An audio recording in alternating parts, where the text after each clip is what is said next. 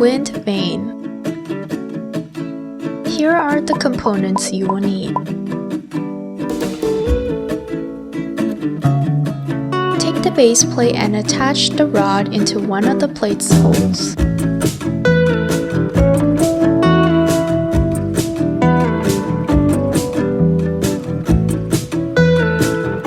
We put ours in the middle of the second column.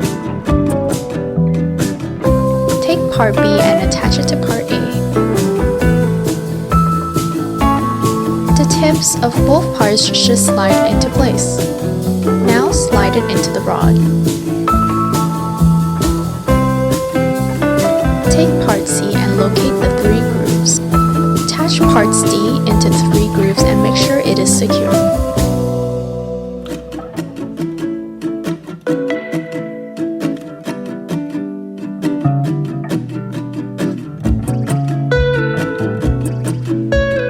With the hole face down, insert it into the rod. Both pieces should be movable by